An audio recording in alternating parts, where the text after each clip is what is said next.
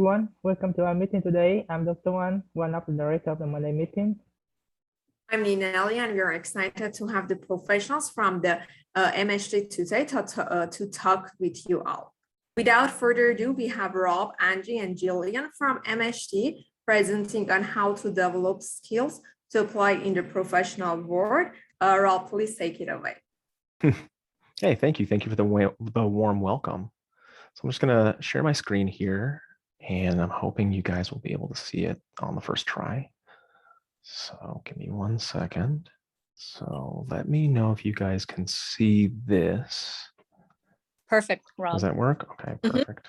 Thank you.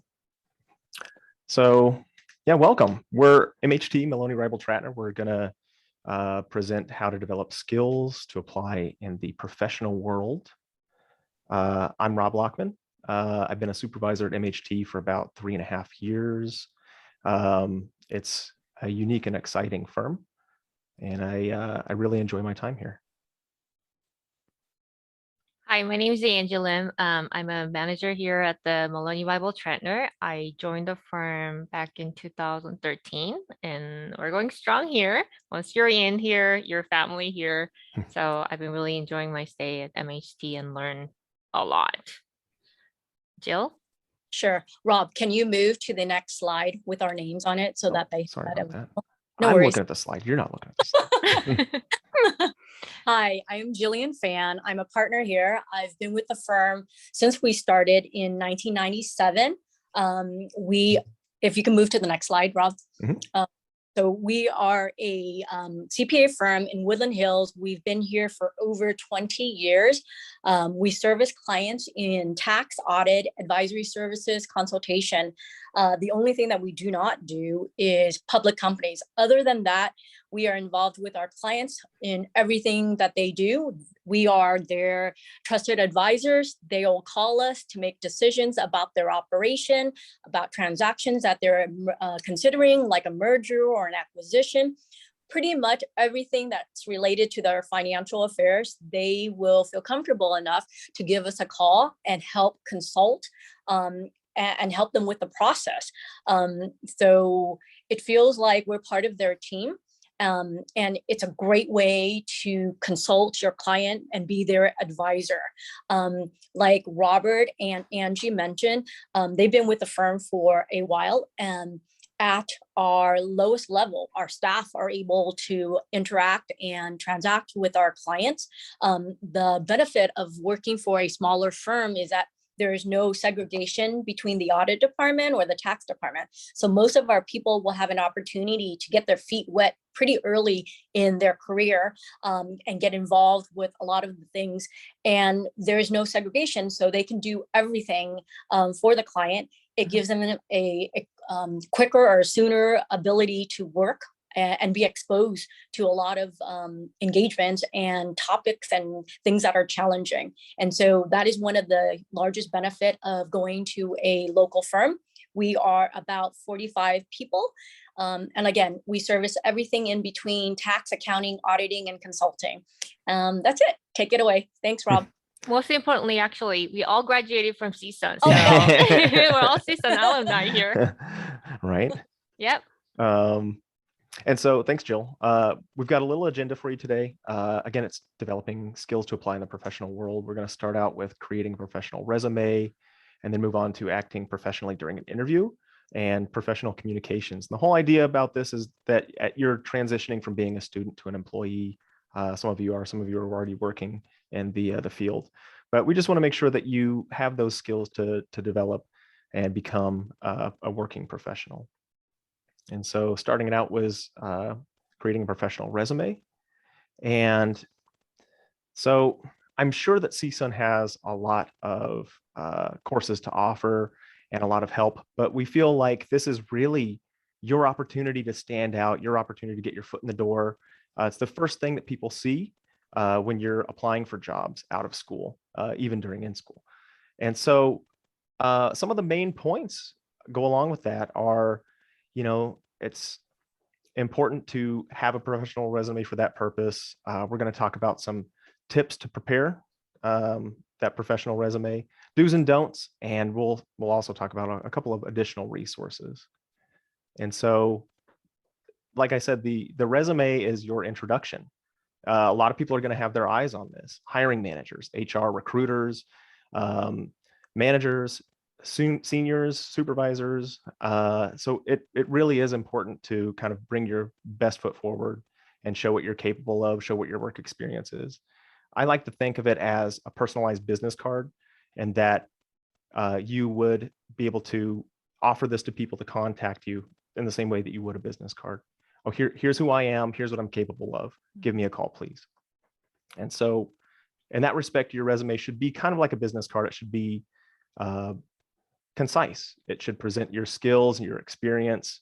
It shouldn't be too wordy. It shouldn't be too short, just like a business card. I don't know if you've had a whole lot of experience, but when you see a nice, concise business card, or you see, something that's kind of cool and unusual, it makes you think a little bit. And so your resume should be a little bit of the same.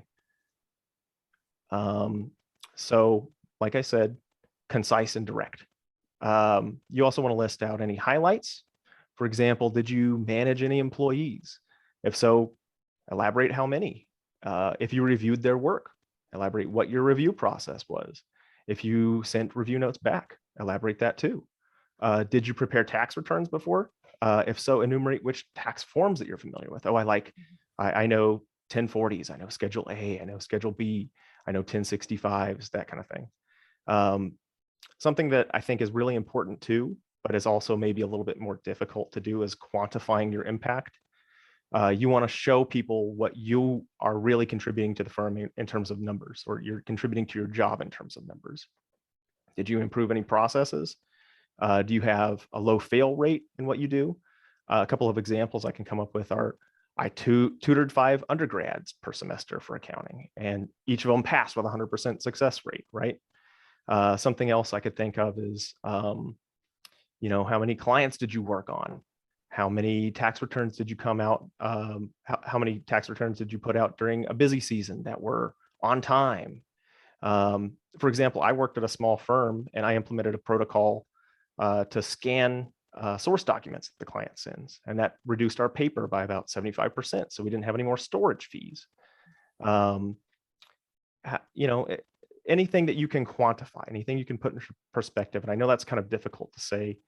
It's difficult to practice. It's easy to say, but it's something that you should really put thought into when creating your resume. Another example. To give go ahead. Robert a piggyback, quick. Yeah. I see a lot of resume because I'm part of the recruiting teams. A lot of times students don't include the GPAs. It's important to include your overall GPA and your accounting GPA. It shows and it catches, the reader's eyes, the audience eyes. So it's important to put the GPA if you're just graduating from school. That's part of the one of the important things that the hiring managers usually look at too. Totally agree. Thank you for that. What else?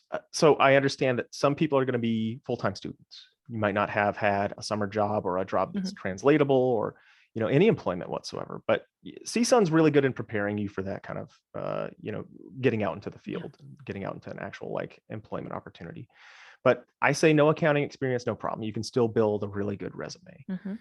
There's many factors to consider when people are hiring. For example, people might want to see, okay, you don't have the work experience, but we like your personality. We like your individual drive.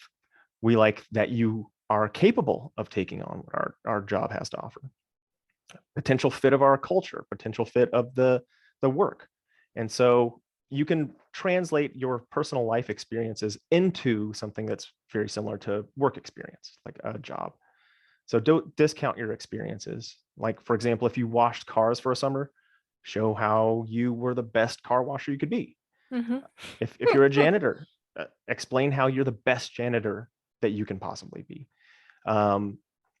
If you took available shifts when they needed, or if you volunteered when no one else would for the dirty jobs, anything that can set yourself apart, anything that can highlight who you are and kind of what your culture is in terms of work culture.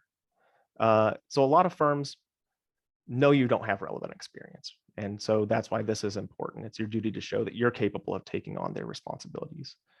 And then another piggyback on that too is that accounting professionals value different backgrounds. For example, sales experience shows that you have interpersonal skills and you can develop relationships. Retail experience shows that you're trustworthy with cash and money. Food service shows that you can handle a very high stress environment. Kind of a joke if you guys have worked in food service. No, all that is very important because we don't want just the person who's good at one thing. We want the overall, we want a person, a human being who comes with a different backgrounds. I mean, everybody has a different experience. So based on those experience, there are so much things to offer from your experience. So don't be shy and even if it's a part-time job, even if it's a short-time temporary job, put it on your resume. It is important for your hiring manager to see that. And so kind of a transition is to, okay, if you don't have a whole lot of work experience and you still want to say like, well, I'm really driven. I'm really passionate about what I do and I have goals, include a cover letter. Cover letter gives you that opportunity to kind of summarize and put your skills and goals into word form, into like a story about yourself. You can give anecdotes about your skills and your proficiency. Like if you are really driven and you want to be a tax manager one day, just put that. I've been excited about a career in public accounting since high school. I'm passionate to use my analytical and personal skills to become a manager who cares about performance and growth of their team. Anything that you can do to kind of elaborate who you are, what your values are. And so cover letter can say a lot of stuff about yourself, again, in anecdotal form.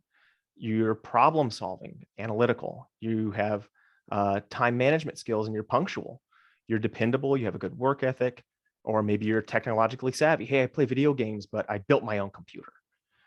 You have good communication skills. You have good customer service skills.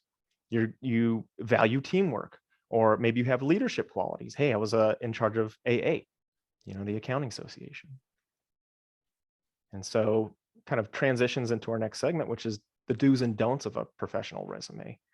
And so some of these are pretty valuable because it might not be something that you would necessarily learn in an accounting workshop or, in a resume workshop in one of your accounting classes. And so I think do show your resume to friends and colleagues. Sometimes we might undervalue ourselves. And so getting a second set of eyes and saying like, well, hey, it's, you forgot this, or you're really good at that. Did you know that? And so that might give you ideas about what to highlight about yourself. And proofread your resume, please.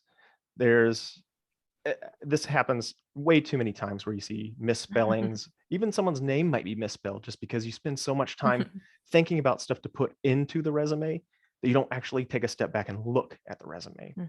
And so that's valuable in your job too. You always want to look at your final product before you send it, up the ladder to the next reviewer or to ultimately the client. And so having a nice polished resume free of any errors, spelling errors, is very important. Something I think that's kind of funny too is do a reality check. I have a friend who is this founder and CEO of 10 companies. And it's stuff that he's made up, Dog Washing LLC or whatever it is. And so you might have to take a step back and say like, well, if I'm putting founder and CEO of all these companies, why am I applying for an intern position or a starting position? You know what I mean? Do a reality check. Be transparent about your skills and experience. Be honest if you don't know something. I've been in the unfortunate position of having to test potential candidates. And someone said they knew this accounting program. And I said, okay, well, can you do a quick reconciliation? Show us that prove to us that you know it. On paper, this person was the strongest candidate we had. And it turns out, she logged into the computer, sat there for 10 minutes, came to me, said, oh, how do you open the program? And so needless to say, we didn't hire her. But be transparent, be honest, because chances are you might get called out and you don't want to end up in a position where you are doing something or trying to do something that you don't know how to do. And so let's go over some don'ts too, which is don't get caught up with the minutia. And so minutia would be you're trying to pad your resume with so much stuff that it starts digging into stuff that really isn't relevant and doesn't matter. I put the example of I washed my hands after every bathroom break.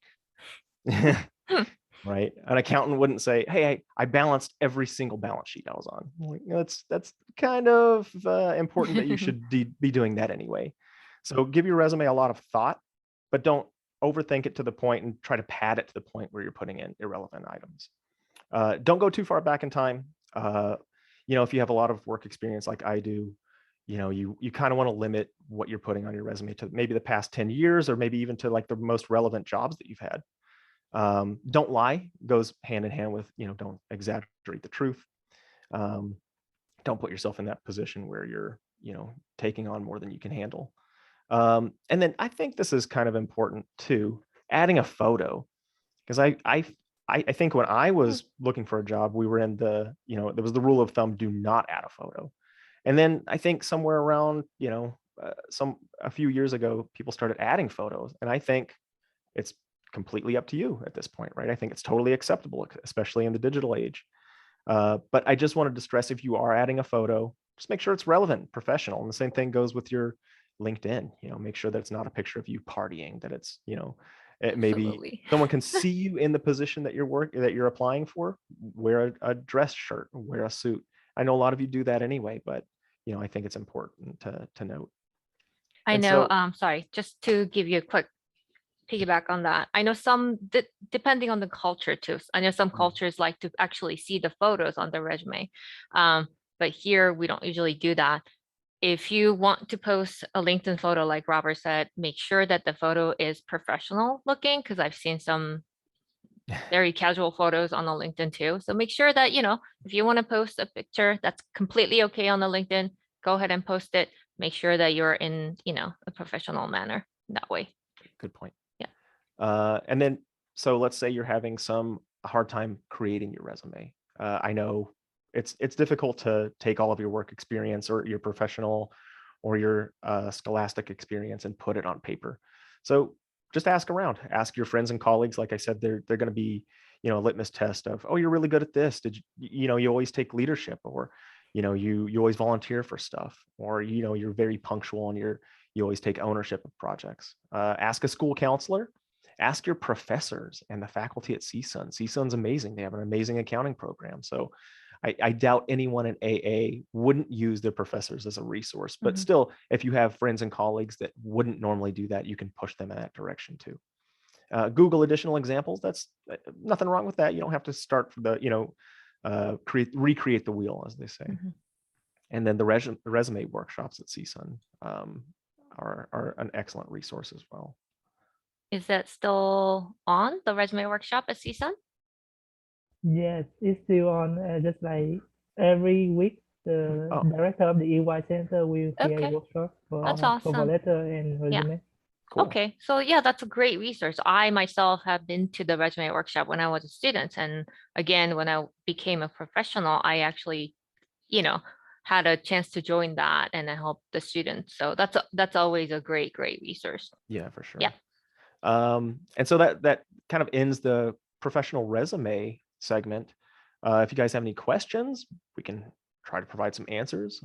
Also, just kind of want to mention too that, as you put yourself out there, your resume, and start applying for jobs, you might not hear back, might discourage you a little bit, but don't let it, because you can always kind of fine tune and tweak your resume, and don't feel ashamed to, change your resume a little bit to tailor towards a specific job. And so, just kind of highlighting your skills and everything towards your ultimate goal. Gemma's asking a Yeah, there's a question. question. Yeah. Oh yeah, go ahead. Any skills that you value the most? I think from what I've seen, the skills that I value the most are probably capability and genuinity. Just being a genuine person and not trying to say I'm the best at this, and the absolute best. I go back to my example of the person who said, oh, I know all these accounting programs, and didn't know the one simple one that I gave a test on. And so just being a genuine person and being who you really are. And I think people will see that and say like, oh, that you're a perfect fit. You fit right in. You're not trying to prove something, and you're not trying to be someone that you're really not. I'm going to get into more of the, how to interview and present yourself, but sometimes it's not the skill set that really sets you apart unless you're already professional and then you are, working professional, then that's a different story. But this is more geared towards, being a student transitioning into the professional world. So I believe that we're not looking for any specific skill set. It's more of just being who you are, if it's whether you're going to be a good fit to the firms, because every different firm has a different culture, different value sets. So it's all about how you're going to fit into the firm and how you like that firm to be your, ultimate employer and work for them. Anything else you want to add, Jill? Yeah, I wanted to add, well, from my perspective, it's your ability to communicate. As you progress, you're going to get more technical, but if you're able to communicate with who you're working with your clients and share your ability, then it goes a long way, because without them knowing what you're capable of doing, it doesn't matter how much you know. If they don't know it, then it doesn't matter, right? So that's why communication skill is still valuable in public accounting for us. Okay. Yeah, I agree. And I apologize for not seeing that that question. I don't know if I have access to see it since I'm presenting. My screens are all filled up. So okay. It's okay, Rob. We'll keep you on here. We'll help you. No worry. Yeah. We're a team. Yeah. Any other questions? Says. If not, then I also want to mention that if you're using a recruiter, your recruiter might help you prepare and fine tune your resume, but you always want to review it.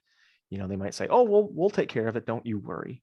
But you always want to ask them for a copy of your resume just to say like, "Oh, okay, you missed this," or, "I'm really good at that," or "You're kind of embellishing on something else." So I think that's kind of important too. Oh, let me add something on the recruiter. Especially if you're applying for an entry-level position, it is much better if you submit your resume directly to the firm that you're trying to apply for, because firms second guess or they reevaluate the application or the resume if it's coming from a recruiter, because not only are we paying the recruiter a fee for the resume, especially at the staff level, so we hesitate. So it's in your best interest to submit your resume directly to the firms. You can go out and pull all the names of the firms and an email, or go to their website, and you should have a direct email to the firm so you can submit your application. You'll have a higher chance of getting hired at that firm, especially if it's coming directly from you. Yep. I totally agree with that. Anecdotally, that's how I applied to MHT. Yeah. So that's going to conclude the creating a professional resume section. So we can move on to acting professionally during an interview. Okay, thank you, Robert. Okay, so I'm going to talk quickly about the acting professional during the interview, and maybe interview tactics, how you set yourself apart from the others, and the interview do's and don'ts, just like the same format that Robert did it for the others.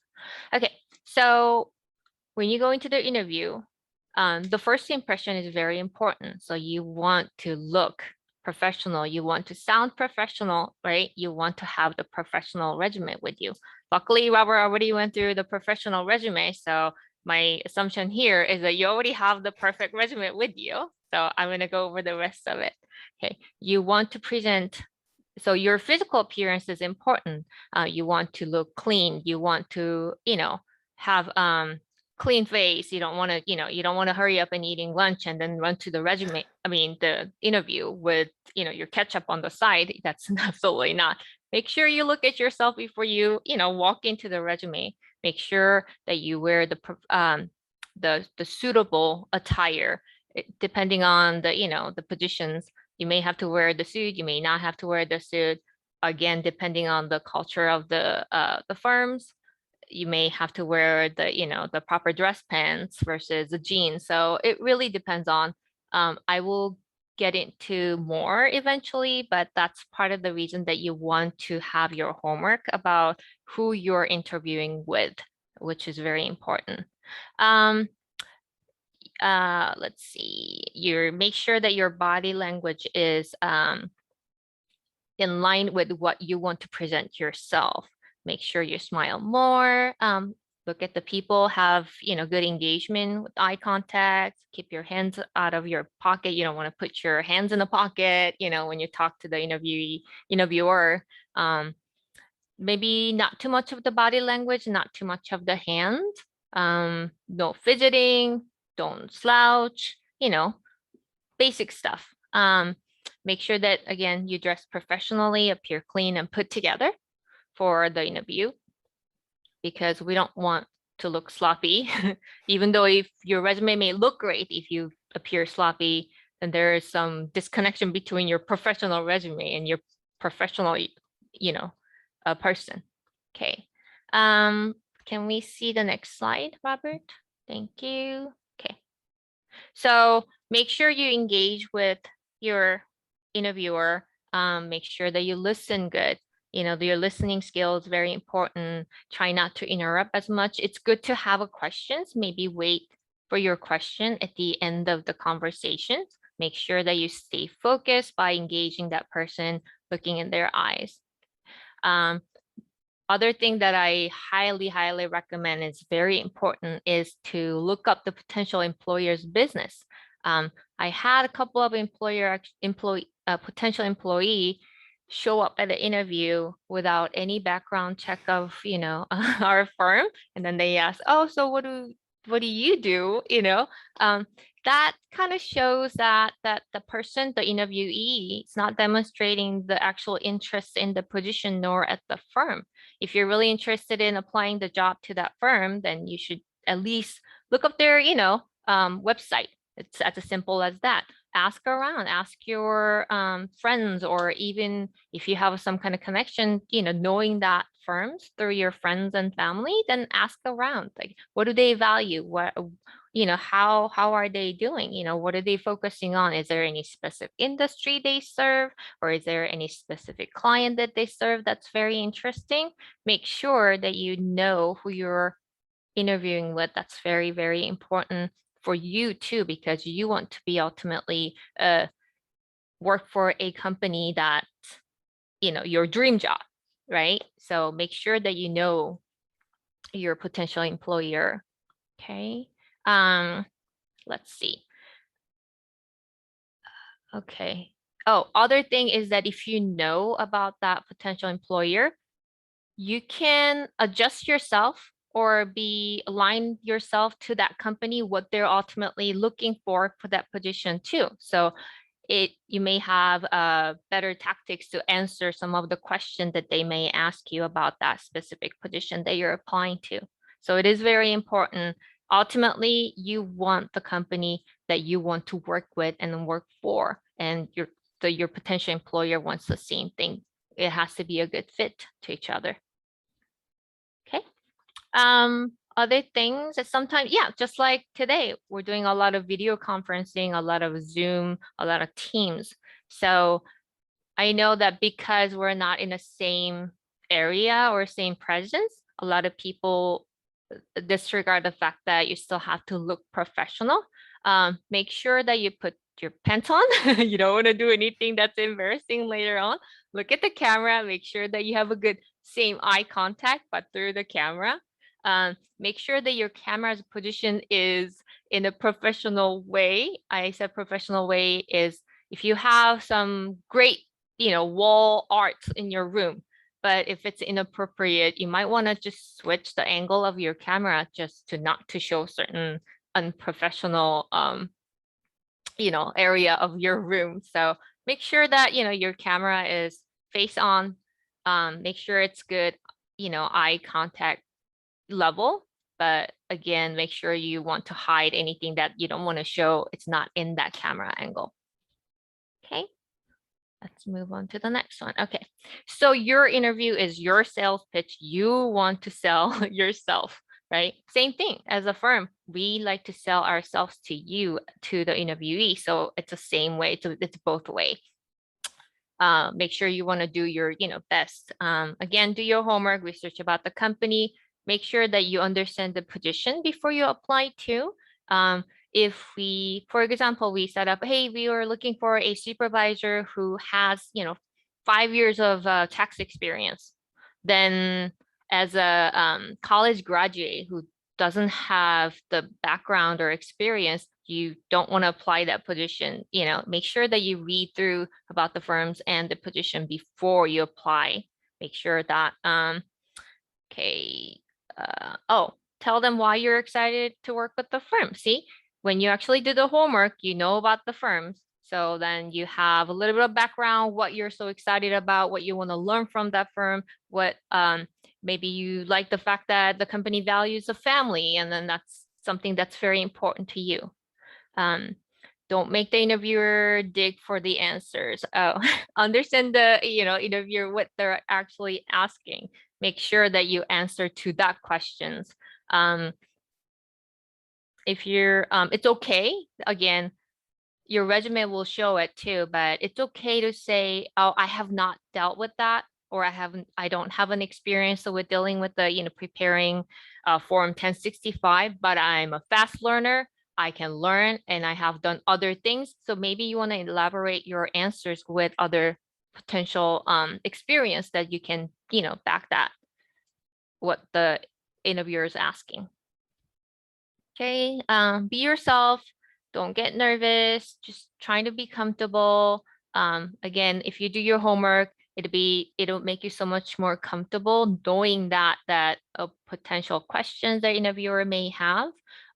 You already know that what the firm's doing, so you may have already an answer. You could have the mock interview with your friends and family before you go in, so it helps you to get there by knowing all these information prior to the actual interview. Okay, let me see the next one. Okay, interview do's and don'ts. Similar to the resume, the do's and don'ts here are a couple of them. Do show up early. That's important. I mean, you can show up on time. That's important. Just try not to be late. If you know that the driving, the commuting, there's always traffic, then just leave a little bit early to make sure you get there a little bit early. You don't want to show up late, as there may be, other meetings and other interviews, back to back, or depending on the schedule too, but make sure that you arrive early enough to show that you're excited about the job.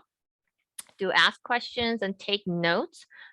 It's okay to take the notes. Actually, in fact, I like people coming in with a little bit of, the notepad and a pencil on pen. It shows that they want to learn about the firm. They want to learn about the positions. So it's okay to, ask lots of questions, take a note from, the interview. That's important. Do take your time. It's okay. You don't have to have a quick response or quick answers for everything. You can always say, let me think about that. Give me about a few minutes. I'll get back to you. That's completely okay. So if you're nervous, if you don't have the answer right away, it's okay to say that I will get back to you. Just give me, a few more minutes to think about. That's okay. Don't be afraid. You don't have to be afraid. I mean, that's the interview is a process, part of the process that the interviewer get to know the interviewee and the vice versa. So you want to be comfortable. You want to feel like you're welcome, and the same thing for the interviewer too. So you want to make sure that you want to present yourself in the best way possible that way. Okay. And I think it's, I just want to chime in too, along with the take your time, ask questions.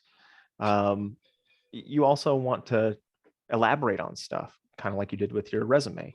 Mm-hmm. Instead of saying, oh, if you get asked a question, don't say, I don't know. Again, to Angie's point, take your time, go back, revisit it, ask them for a little bit more time. And then if you get asked a question about some prior work experience, don't just say it's on my resume. Elaborate. It's your opportunity to shine. And I guess along those same notes, don't use unprofessional language, or again, with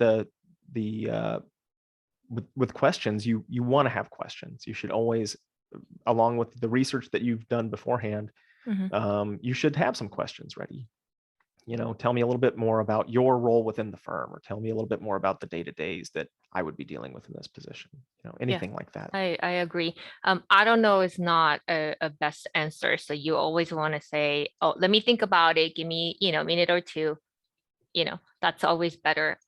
Again, Other things that you want to say, you don't want to say is when the interviewer asks your question, maybe on your resume already, but that you don't want to say, oh, it's on my resume. You can look at my resume versus maybe there's a reason behind your interviewers asking that same question, even if it's on the resume. They may want you to elaborate your, answer more than what they can see on the paper. So instead of saying, oh, it's on my resume, maybe trying to elaborate, what the reviewer is asking.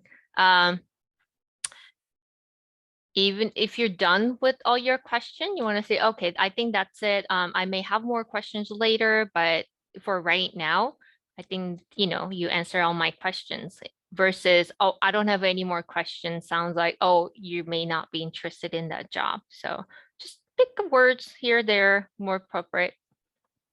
Okay.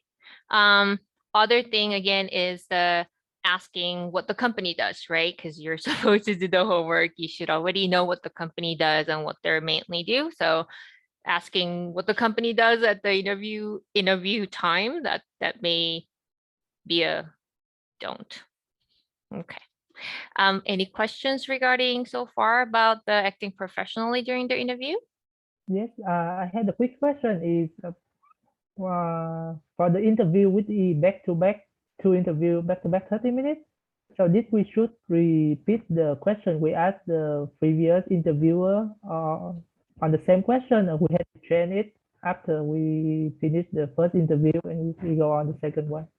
I mean, if you don't get a clear answer from the first interviewer, then yes, go, ask the same question for the second interviewer. Maybe that second interviewer may give you a clearer answer or, more specific based on what you're questioning. So yeah. I also think on the flip side, if you're the one answering the questions over and over and they're asking you the same questions, I think that's fine too. It's okay. Don't make it sound like it's rehearsed because you've said it so many times. You don't want to sound like a robot. You still want to connect with your interviewer. Right. Yeah, that's totally fine too, I think. Yeah. Yep. Thank you very much for your answer. Sure. Any other questions for the interview? I have one question. Yeah. So I want to know, let's say if I ask a question and the interviewer didn't get my question, so they understand it wrong and they're to answer me, should I tell the interviewer when they're done with their answering that wasn't my question, or I should just ask my question again? That's interesting. Okay, if the interviewer got the question wrong, I would not stop the person right away, but then maybe you can ask, oh, can you elaborate in a certain way that you initially asked the question for? That might work. What do you think, Jillian? You can rephrase. Yeah, exactly. Rephrase the question so that you will get the answer that you're looking for. I think it's rude to ask the same exact question. Right. You rephrase it, then I think the person that's answering the question will understand that they didn't get to the right point, and then they'll correctly respond to the revised question. Yeah. Thank you. Sure. Okay. Anything else? Okay, then we can move on to the next one. Okay. Before we move on to it, I'm sorry. Practice makes everything better. Practice, practice, practice. If you feel nervous for the interview, grab your friend and just have the mock interview. Grab your, family, do the quick mock interview. I believe the CSUN actually offers a mock interview session too. So that's always helpful to try to meet as many professionals as possible and then ask these questions. So that always helps. Okay. Moving on to the professional communication. So resume is part of the communication that you're basically putting yourself on a paper with the words. Interview is a professional communication too, because you're either on face-to-face, conversation setting, or you're through the video conferencing or the Zoom, telephone calls. All that stuff is all part of the professional communication. I want to get into more of prior to interview and after the interview. So then you have, what you need to prepare and then how to follow up for the interview as well. There are different forms, emails, telephone calls, Video conferencing, again, resume is part of the professional communication too. Okay. The approach should be different depending on the method of the communication.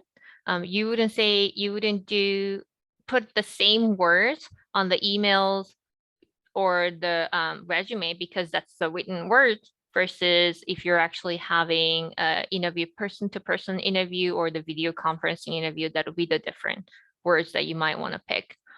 Use more mature, appropriate email address. If your email address is, let's have a party at hotmail.com, I don't recommend for you to use that. CSUN offers a CSUN email for the outsiders too. So use a CSUN email if that's the case. You want to look more professional.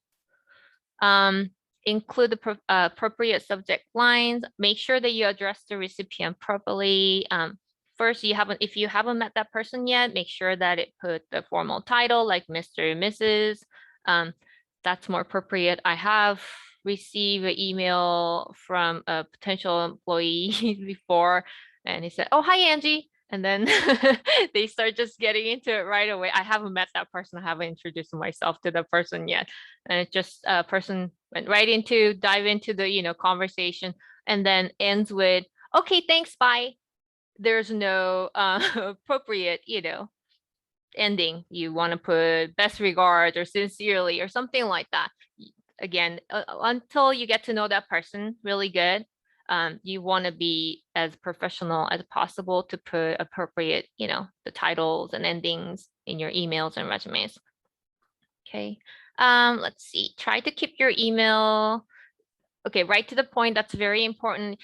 Yes, the appropriate professional wording and professional title, everything is important. But if you want to have, "Oh, I had a good day. How was your day? This was a great weekend." You may not want to elaborate all that stuff. Maybe just get right into it. "Hi, my name is so-and-so. It's very nice to meet you at the Meet the Firm. Here's my resume. I was really interested in your firm." Get right into the point. Important. Make sure you use a spell check before you send the email out. Make sure the attachment is appropriate too. Sometimes I've seen a attachment that's completely wrong. It was not resume. It was one of the homework.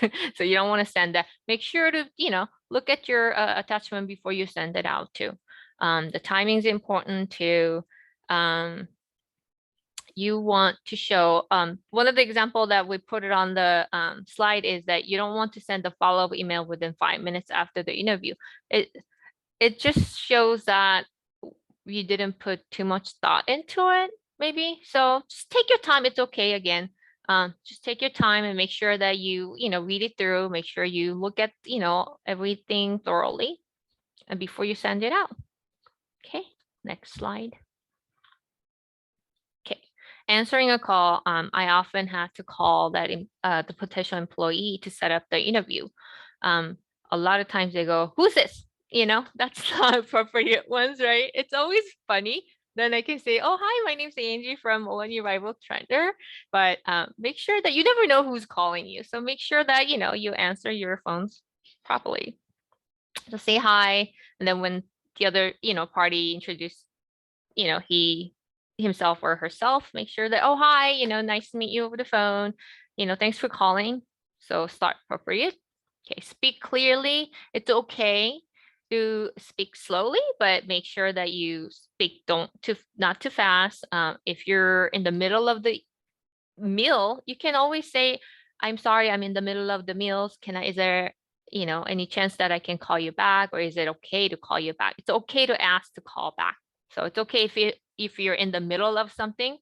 Don't be afraid to ask the person if there's any other time that could be appropriate. Okay. Be aware of your surrounding when answering call. Yes, make sure that you're not in the street, that the big truck's driving by. It's really hard to hear. Again, if it's not appropriate time to call, just ask for the call back. That's completely okay, and then reschedule. Okay. Ask for permission to notify the caller before the placing a call. Sometimes, I've seen the interviewees, is it okay? I'm ready to call. That's completely fine too if you want to double check it. Update your voicemail greeting if it's something only towards your friends, like, "Hi, I'm partying right now. Call me back If you're expecting a phone call from a potential employer, make sure that your greeting is appropriate too. Okay, next one. Making calls. Okay, again, same thing. Making calls, answering calls. Make sure that you introduce yourself when you call the interviewer. Make sure the reason that you're calling. Okay, make sure that you're talking to the right person too. If you're not talking to the right person, make sure that you ask for that person and then have the call redirected.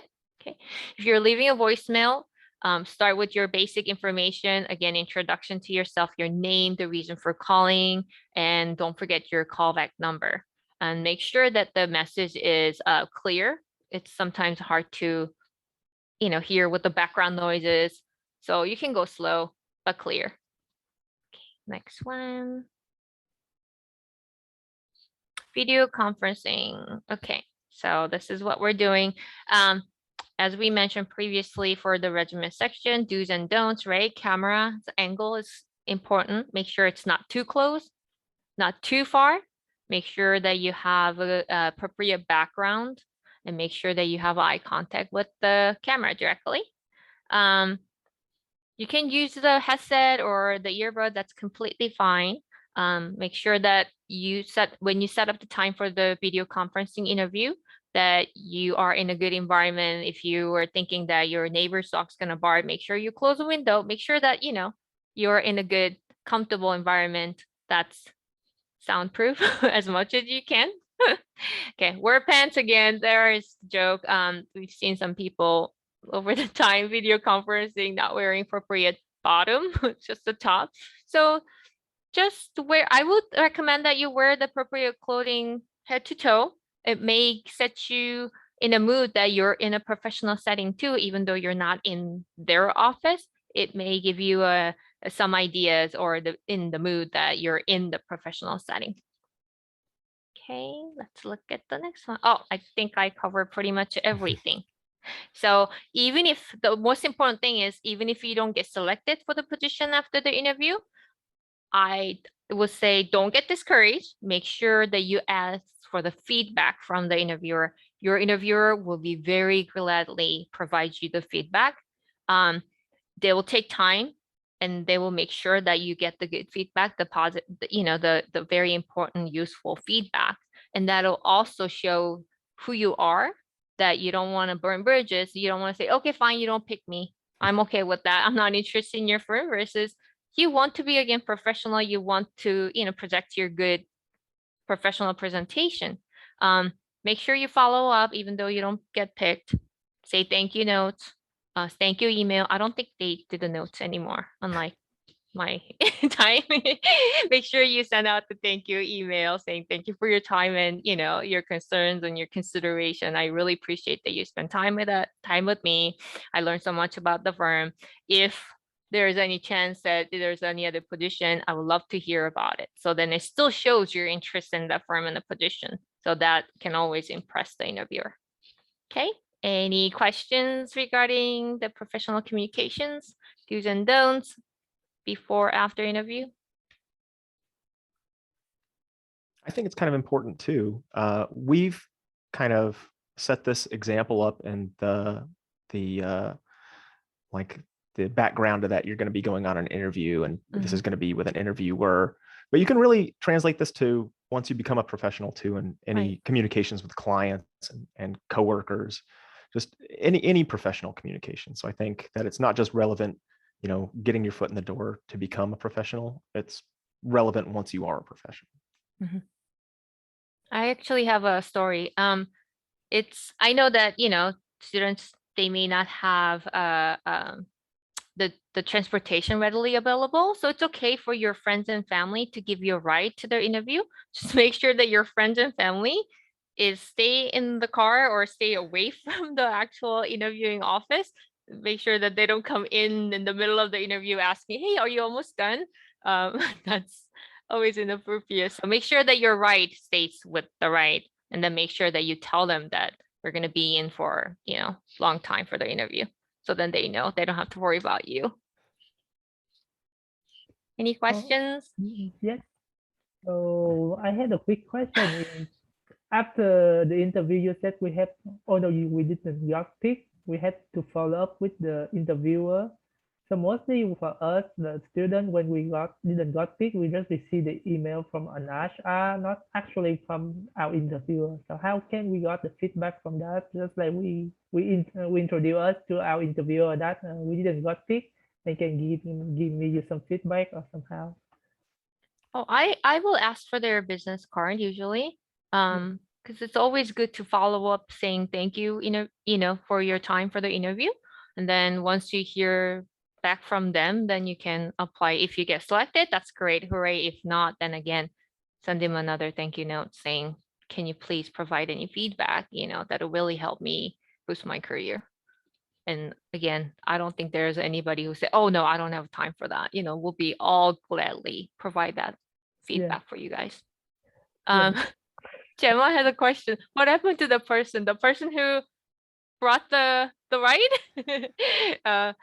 Unfortunately didn't work out, not because that person brought in the ride, but it was not a good fit. Again, you want to be in a company where you want to feel valued and you want to value their culture too. So it's all about the good fit. Yeah, it's not about the ride. Anything else? Okay, I guess that concludes our presentation. Thank you so much. Yeah, I just asked that question because I myself don't drive. And of course, okay. I'll keep it noted. Oh yeah, that's completely fine. It's okay to get, ask somebody to give you a ride. Yeah. Of course. So we're just gonna quickly take a picture. If you could stop sharing the screen for me.